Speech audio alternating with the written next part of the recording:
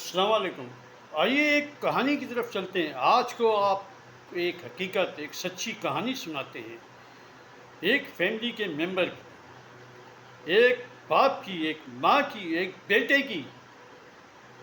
آئیے دوستو، ایسی ایک کہانی ہے، حقیقت کہانی ہے، یہ سچی کہانی ہے، اس کو ذرا بڑے غور سے سنیے گا۔ جی ہاں دوستو، ایک گھر میں ایک آدمی کے حالات بہت اچھے تھے اور بہت دیر تک اچھے چلتے رہے، جب اس کے بہن بھائی، اس کے عزیز رشتہ دار اس کے بہت قریب آتے تھے۔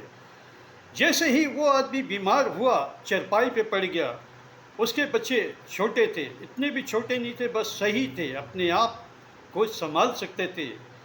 کرائے کا مکان تھا، گزر پزر ہو رہی تھی۔ جو آدمی بیمار ہوا وہ بھی ایک پرائیویٹ کام کرتا تھا، گنی چنی تنخواہ ملتی تھی، گھر کا کرایہ تھا، بجلی کا بل، سوئنگ گیس کا بل، کھانا پینا، یہ وہ ساری چیزیں اس قسم کی تھی۔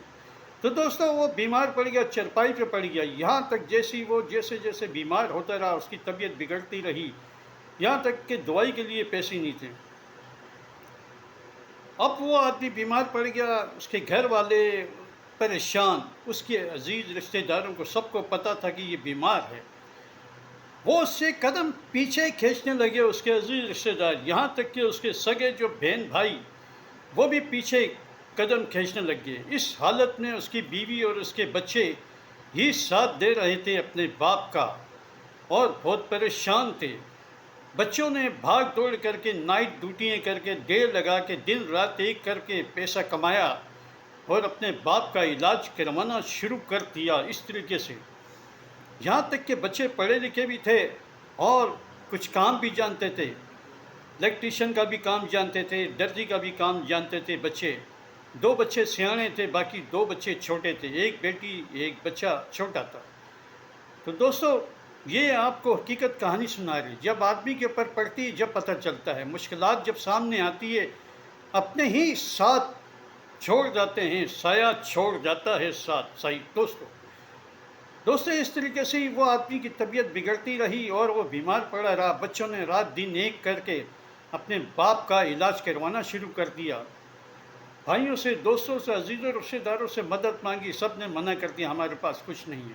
یہاں تک کہ وہ آدمی جس آفس میں کام کرتا تھا، اپنے سیٹ سے بھی مدد مانگی، سیٹ نے بھی انکار کر دیا، میں تو خود پیسوں کا ضرورت مند ہوں، تم مجھے دے دو، ان کا کہنا یہ تھا۔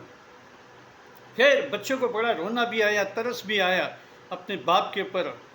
بچوں نے بھاگ دوڑ کر کے اپنے باپ کو ایک اسپتال میں ایڈمٹ کروا دیا، اور اس اسپتال میں وہ ان کا باپ 10 دن رہا، 10 دن کا ٹھیک ٹھاک خرچہ آ گیا۔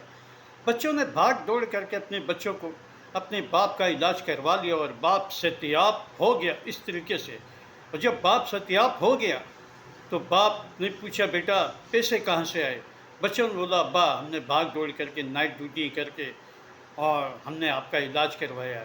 تو کہہ رہے، میرے بہن بھائی، میرے عزیز رشتہ دار کوئی آیا؟ کہنے لگے، کوئی بھی نہیں آیا، ہم نے سب سے ابا مدد مانگی، کسی نے بھی ہماری مدد نہیں کی۔ ہم نے راتوں کو اٹھ کے تہجد پڑھی، نمازیں پڑھی، اللہ کے آگے گر گرا کے روئے، جب جا کے یہ آپ کا علاج ہوا۔ ابھی اللہ کا شکر ہے، ابا آپ سیٹ ہو، تندرست ہو، اللہ پاک، ہماری نظر اللہ پاک آپ کو لگے، ہماری عمر بھی لگے، اللہ پاک، ہمارے بچوں نے بولا ہماری عمر آپ کو۔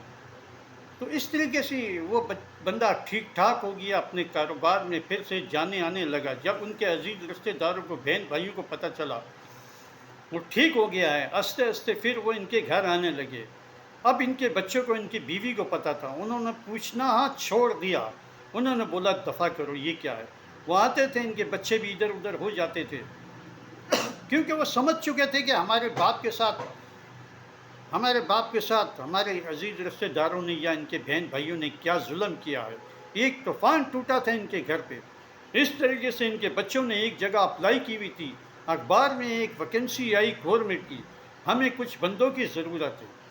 ان کے بچوں نے اپلائی کیا ہوا تھا، ان کے بچوں نے جیسی سی وی دی اور وہاں پہ جا کے انٹرویو دیا، ان کے بچے لگ گئے کام پہ دونوں، اور ایک ایک بچے کی تنخواہ کم سے کم پاکستان میں ہی تھا وہ کام، اسلام آباد میں، ایک ایک بچے کی تنخواہ 70 سے 80 ہزار روپے تنخواہ تھی۔ دونوں بچے سلیکٹ ہو گئے، اس طریقے سے دونوں بچے اسلام آباد اور لاہور نکل گئے۔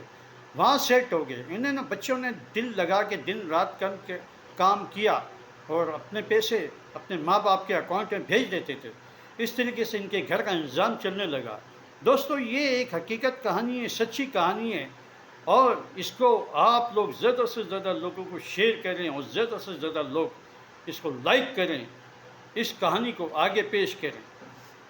اگر آپ لوگوں کو میری کہانی اچھی لگی ہے تو پلیز آپ لوگ اس کو لائک کریں، شیئر کریں، اور بھی میرے پاس اچھی اچھی کہانی ہے، میں آپ کو سناتا رہوں گا.